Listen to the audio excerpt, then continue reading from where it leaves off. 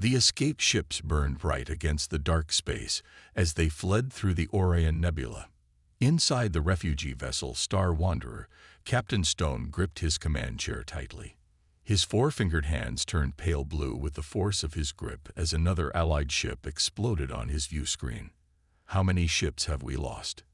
he asked, his voice rough from shouting orders over the past 6 hours.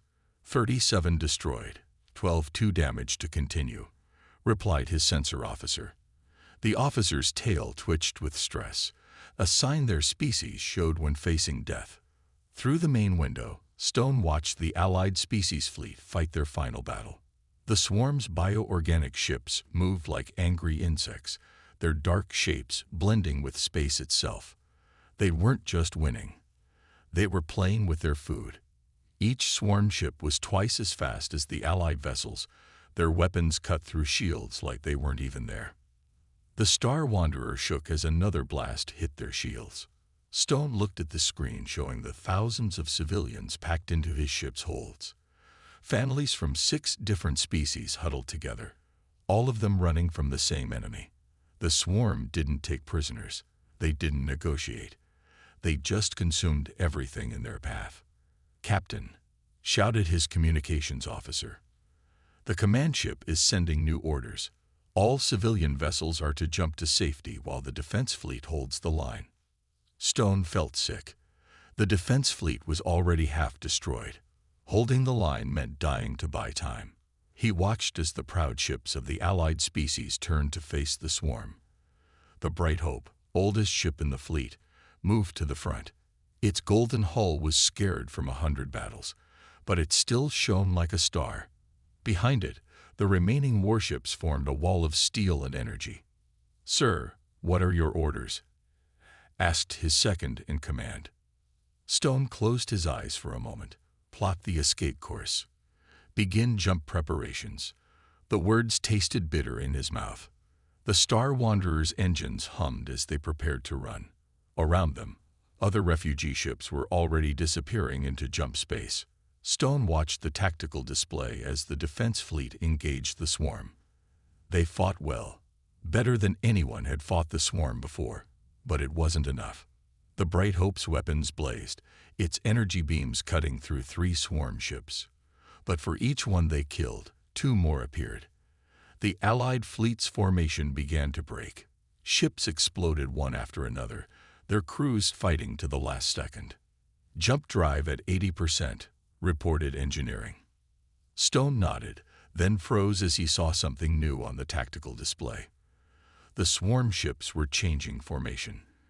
Instead of pressing their attack, they were spreading out, creating a net that would catch any ships trying to escape. "They knew," he whispered. "They knew we'd try to run. This was their plan all along." The swarm net grew tighter. Soon, no ship would be able to jump without being caught. Stone looked again at the screen showing the refugee holds. Children of different species played together, unaware of the death approaching their ship. Their parents knew, though. Stone could see it in their eyes. Jump drive at 90%. The swarm net was almost complete. The last gaps were closing. The defense fleet, now reduced to just a handful of ships, couldn't stop them. The Star Wanderer shook again as debris from a destroyed ally hit their shields. "Sir," said his sensor officer quietly, "we won't make it." Stone knew he was right. The swarm had trapped them perfectly. In 10 minutes, maybe 15, it would be over. The greatest fleet the Allied species had ever built would be destroyed, along with thousands of innocent refugees. Jump drive at 95%. Stone opened his mouth to give his final orders, to tell his crew how proud he was of them. Before he could speak, his communication officer shouted again. "Captain, new signal detected. I don't recognize the format." Stone turned to the main screen just as a message appeared in simple text.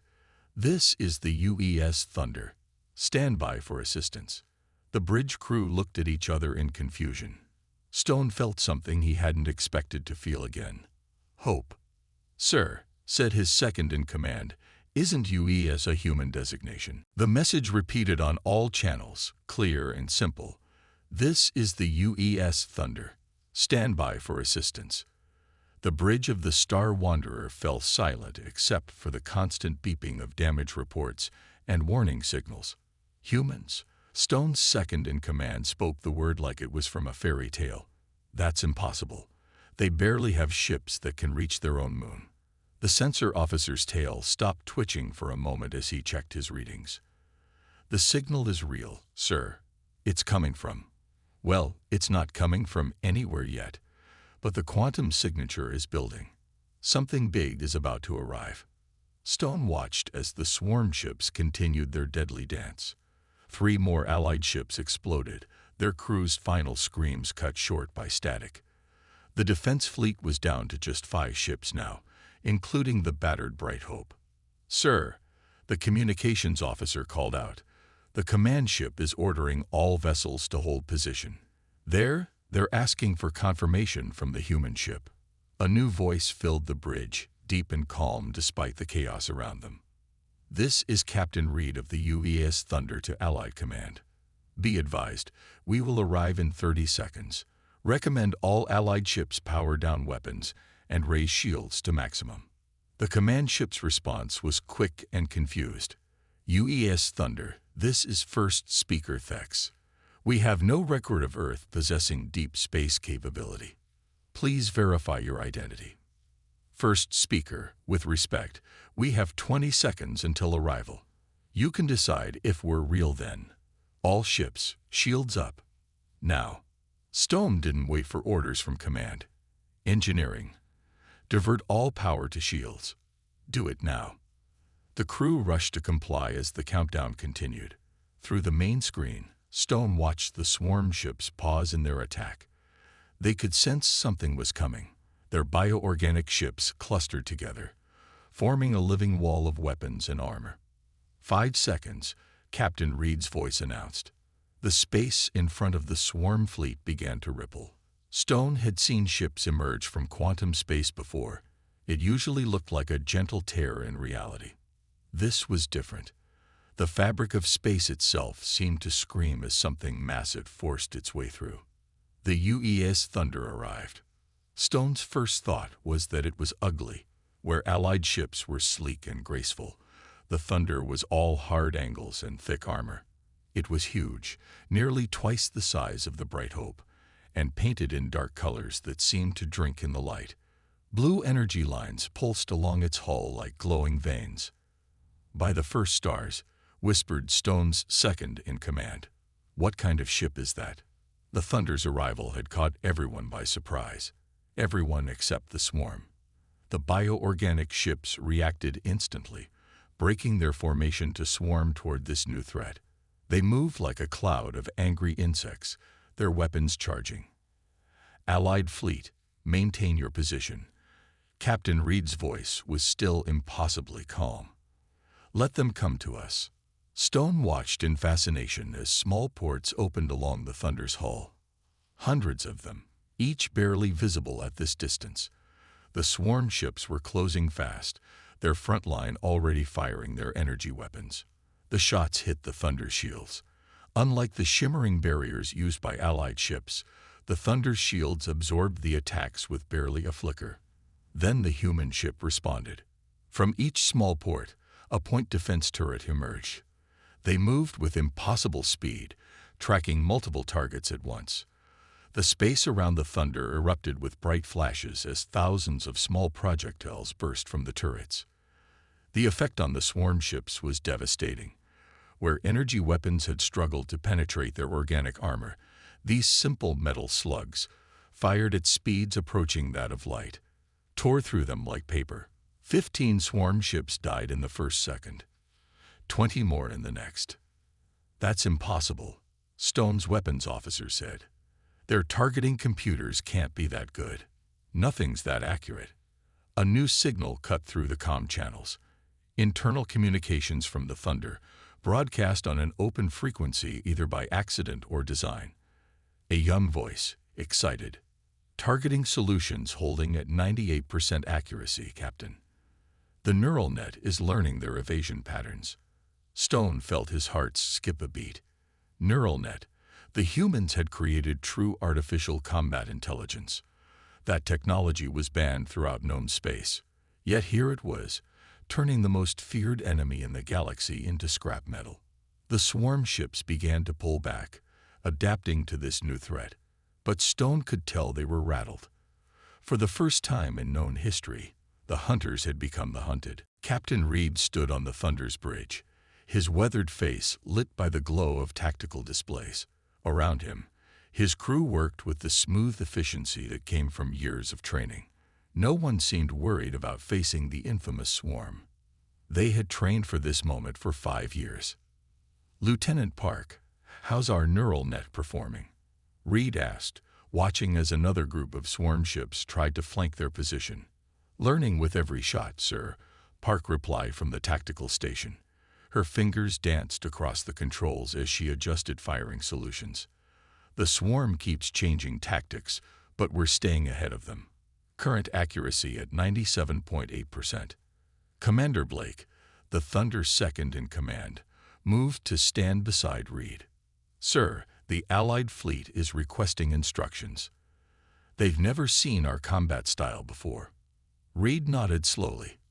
On his main screen, he could see the remaining Allied ships holding position, their crews probably confused by what they were witnessing. The Thunder fought unlike anything in known space. Where other ships tried to keep their distance, the Thunder drove straight into the heart of enemy formations. "Open a channel to all Allied ships," Reed ordered. It's time they learned how humans fight. The communications officer quickly complied.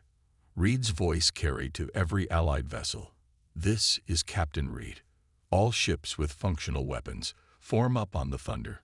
We're going to teach you how to hunt the hunters." The Star Wanderer was the first to respond. Captain Stone's voice came through clearly. "Thunder, this is madness. The swarm will tear us apart if we get that close."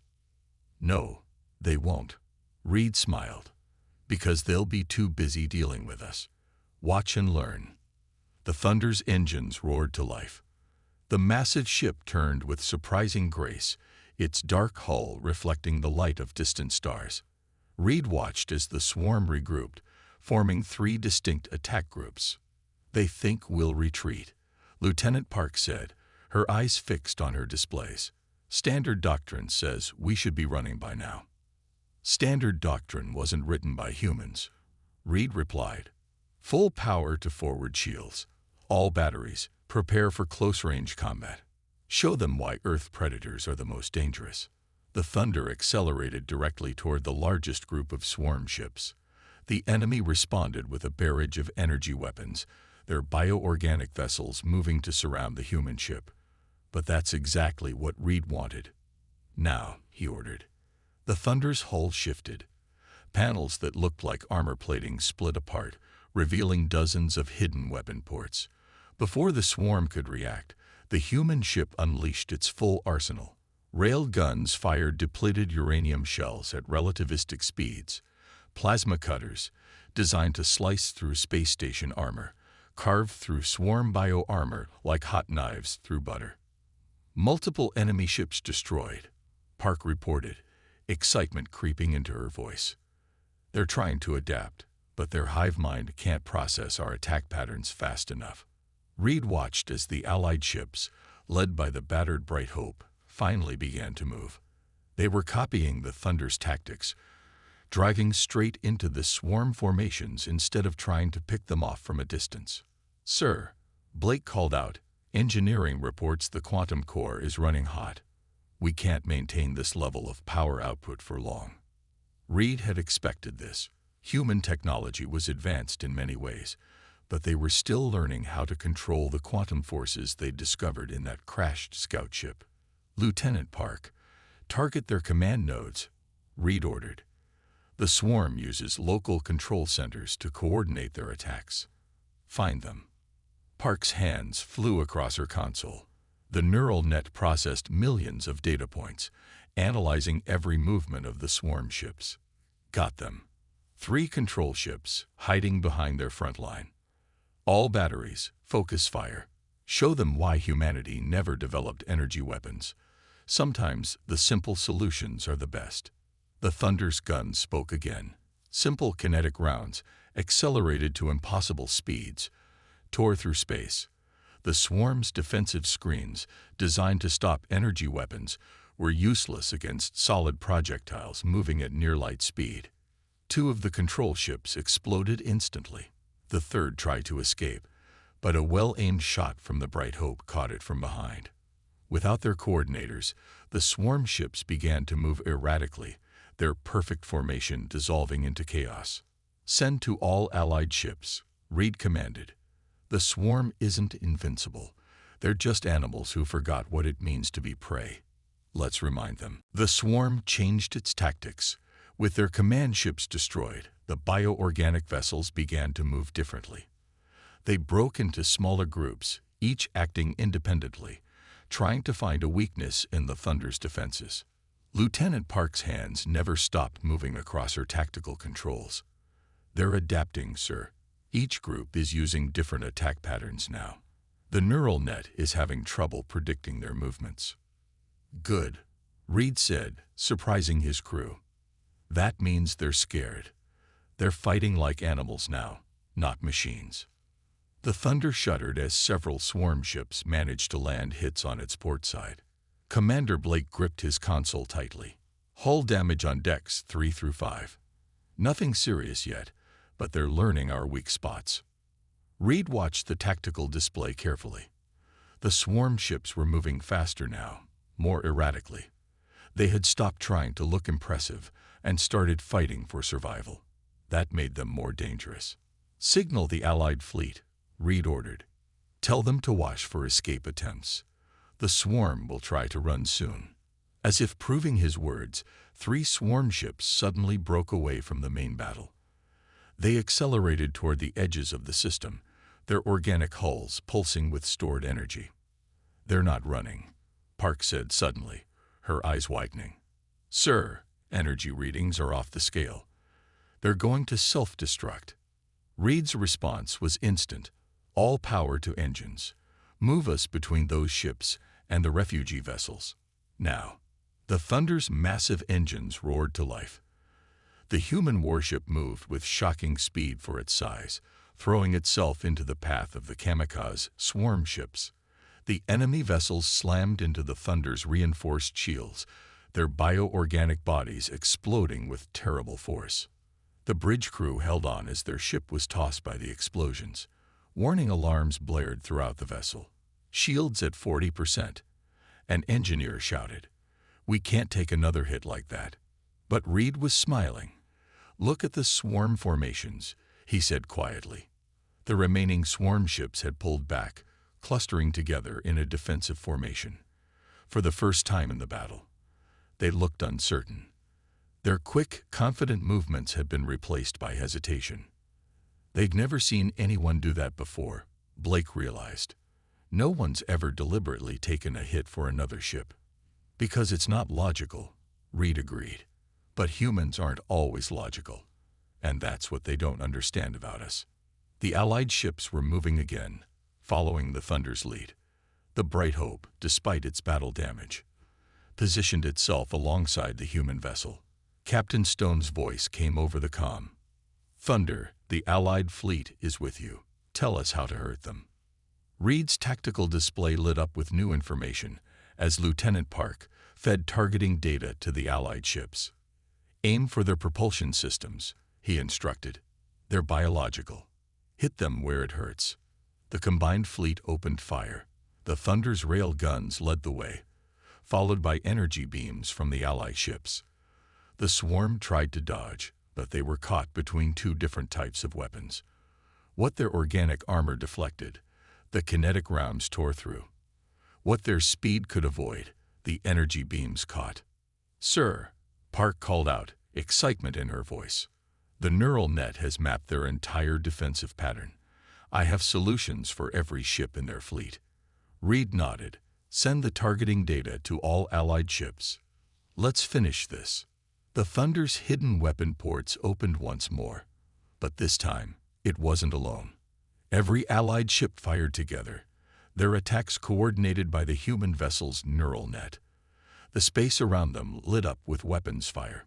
The swarm's formation broke completely. Some ships tried to run, others tried to fight, but it didn't matter. The combined fleet's attack was perfect, guided by human tactical computers and alien determination.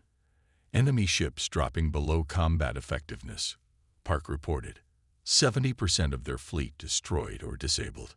Reed watched as the last organized groups of swarm ships began emergency jumps away from the battle. They didn't even try to fight anymore. They just ran. "Send to all ships," Reed ordered, his voice carrying across every Allied vessel. "The swarm isn't running because they're beaten. They're running because they finally understand. They're not the apex predators anymore. Humanity has arrived." First Speaker Thex requested an immediate meeting aboard the Allied command ship. The battle was over, but the real shock was just beginning to spread through the surviving fleet. As Captain Reed's shuttle docked with the command vessel, hundreds of alien eyes watched through view screens and observation ports. The Thunder hung in space nearby, its dark hull bearing fresh scars from the battle. Engineers in spacesuits crawled across its surface, fixing damage and checking systems. The ship looked even more intimidating up close, its design unlike anything in known space. Reed stepped into the command ship's meeting room, accompanied by Lieutenant Park and Commander Blake. The Allied leaders waited for them, representatives from 6 different species, all staring at the humans with a mixture of fear and wonder. "You lied to us," First Speaker Thex said without greeting. "Your people claimed to be primitive. Your diplomats showed us designs for simple chemical rockets while you had this." He gestured at a display showing the Thunder. Reed took a seat calmly. "We didn't lie. We just didn't tell you everything. There's a difference." "How?" another alien leader demanded. "How did you build such a ship? How did you develop weapons that could hurt the swarm when our best technology failed?" "We had help," Reed admitted. 5 years ago, a scout ship crashed in our ocean. We learned 2 things from it. First, that we weren't alone in the universe. Second, that the universe was more dangerous than we imagined. The room fell silent. Lieutenant Park activated a small projector, showing images of the Thunder's construction. "We didn't just copy the scout ship's technology," she explained. "We studied it, then threw away most of it and built something better." "Better?" Thex asked. "Your weapons are primitive kinetic weapons." "Yes," Blake said, speaking for the first time. "Because they work. Your energy weapons are elegant and advanced. But the swarm evolved defenses against them. They never evolved a defense against tungsten rods moving at near light speed." Captain Stone spoke up from his place at the table. "But your targeting systems, they're impossible. Nothing can track targets that accurately." Park smiled. "Actually, lots of Earth animals can. Falcons, dragonflies, jumping spiders, they all track fast-moving prey with amazing accuracy. We just copied their neural patterns and improved them." The Allied leaders looked at each other in shock. One of them, a scientist, leaned forward. "You based your combat systems on animals. We based everything on nature," Reed explained. "Earth is the most dangerous planet we found so far. Every living thing there had to evolve complex survival strategies. We didn't try to create new solutions. We just used what already worked." Thex shook his head slowly. "But the neural computers, that technology is banned. The risks of artificial intelligence are only risks if you try to create something new," Park interrupted. "We didn't. We copied existing neural patterns from creatures that already knew how to fight and survive. The neural net doesn't think for itself.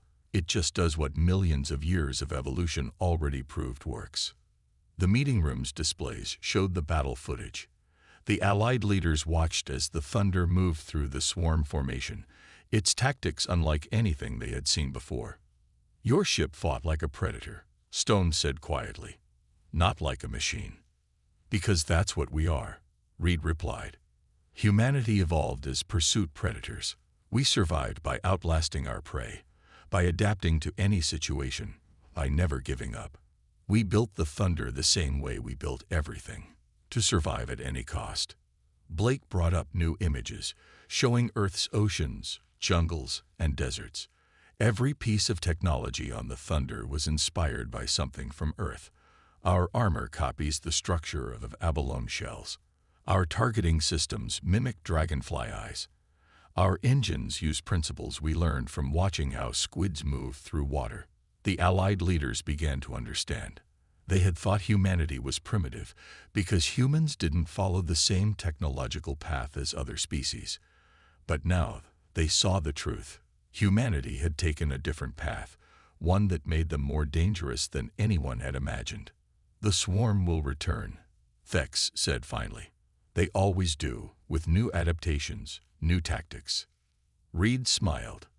"Good, because adaptation is what humanity does best, and next time we'll be ready with something new.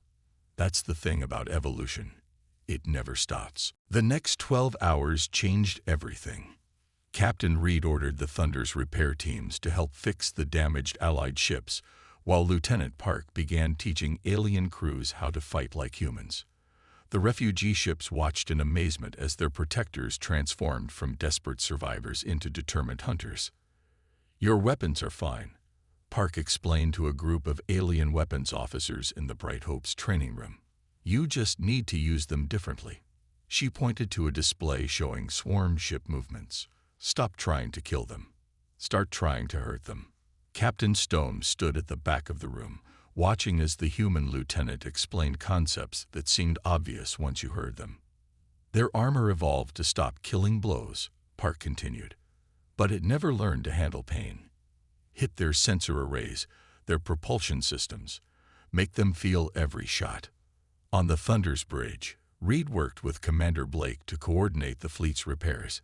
"Their technology is actually better than ours in many ways," Blake reported, looking over repair logs. "They just never thought to use it aggressively. Their medical tools can rebuild damaged hull plating faster than our repair bots." "Because they developed their technology to help, not hurt," Reed replied.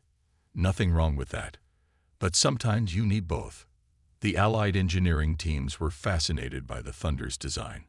One engineer spent an hour just studying the ship's point defense systems, amazed by their simplicity. "But these are just magnetic accelerators," he said, "like toys children play with." "Scaled up a few thousand times," a human engineer replied with a grin. "Sometimes the best answer is the simple one. Why build a complicated energy weapon when a piece of metal moving really fast works better?" In the command ship's tactical center, First Speaker Thex watched as human combat doctrine spread through the fleet. Ships began modifying their weapons, their shields, their very way of thinking about battle. The Thunder's neural targeting data was adapted to work with Allied systems, improving their accuracy by 40%. "Your people learned fast," Reed said, joining Thex at the tactical display. "We had to," Thex replied. "The swarm leaves no room for slow learners." He paused, studying the human captain. "Why did you hide your true capabilities from us?" Reed watched as another Allied ship successfully tested its modified weapon systems. "Would you have trusted us if we showed up with advanced weapons and combat AI? Or would you have seen us as another threat? And now? Now you know we're on your side." Actions speak louder than words. The refugee ships began reporting success in repairing their jump drives. The Star Wanderer's engines came back online, stronger than before thanks to human engineering suggestions. Throughout the fleet, crews worked together, sharing knowledge and techniques that neither side had considered before. "Captain," Lieutenant Park called from her station, "long-range sensors are picking up quantum distortions. The swarm is regrouping." Reed nodded. He had expected this. The swarm never stayed beaten for long. But this time would be different. "Signal all ships," he ordered. "Combat positions." The Allied fleet moved with new confidence. Ships took up aggressive formations instead of defensive ones. The Thunder led from the center, but now it wasn't alone in its tactics. Every vessel in the fleet had learned from the humans, adapting their technology and tactics to fight in ways the swarm had never seen. They're coming back with almost twice as many ships, Stone reported from the Bright Hope. But his voice held excitement, not fear. Good, Reed replied. More targets. He opened a channel to all ships. Remember your training. Fight smart, not just hard. The swarm thinks they're the perfect hunters. Show them what happens when the prey learns to hunt back. The first swarm ships appeared at the edge of the system. Their bioorganic hulls had already adapted, growing thicker armor where the rail gunshots had torn through them before. But that's what humanity did best, adapt faster than their enemies. All ships, weapons free, Reed commanded. Let's show them how Earth predators hunt in packs. The Allied fleet surged forward as one, no longer running from the swarm, but charging to meet them. The Thunder's dark hull led the way, but every ship behind it moved with the same predatory grace. The hunters had become the hunted, and the galaxy would never be the same. 2 months after the battle, Captain Stone stood at the observation deck of the Star Wanderer, watching ships come and go from Earth's orbit. The blue planet below had become the new center of Allied military operations, its shipyards busy building more vessels like the Thunder. His ship's log sat open on his tablet, the final entry still unfinished. How could he describe what had happened? How humanity had changed everything. The words had to be perfect. This would be taught in schools across the galaxy. Still working on that log entry, Captain Reed asked, joining him at the window. Earth's moon hung in the background, its surface now dotted with construction lights from new defense bases. The words need to be right, Stone replied. Future generations need to understand what happened here, how one ship changed the course of history. Reed smiled, watching as a new warship took shape in the orbital yards. Unlike the Thunder's dark hull, this one shone silver in the sunlight. Allied technology combined with human design principles. Not one ship, he corrected. One species learning from another. The door slid open, and Lieutenant Park entered, carrying fresh data from the front lines. The swarm is still retreating, she reported. They've abandoned 3 major hunting grounds. Our new combined fleet formations are too much for them. Stone nodded. The swarm had learned a harsh lesson about evolution. It worked both ways. Prey species could become predators if pushed too far. His tablet chimed with an update from the Allied Council meeting happening on the surface below. They've approved the expansion of the Neural Defense Network, he said, reading the message. Every Allied ship will be equipped with human targeting systems within the year. And our ships will have Allied shield technology and medical systems, Reed added. The best of both worlds. Through the window, they could see the Bright Hope docked nearby. Its golden hull now sported railgun turrets alongside its energy weapons, a perfect symbol of how things had changed. The refugees from my ship went home yesterday, Stone said quietly. Before they left, a child asked me why we won when so many others lost to the swarm. She wanted to know what made humans different. What did you tell her? Park asked. The truth, that humans never forgot what it meant to be afraid. Other species evolved past their fears, built their technology to rise above survival. Humans built everything based on survival. Reed nodded slowly. Fear keeps you sharp, makes you plan for the worst while hoping for the best. The swarm never understood fear. They only understood hunting and feeding. A flash of light caught their attention. In the shipyard, engineers were testing a new weapon system. It used Allied energy technology to accelerate human kinetic rounds, creating something deadlier than either species had managed alone. First Speaker Thex sent me a message this morning, Reed said. The Allied Council has officially changed humanity's classification from developing species to strategic military partner.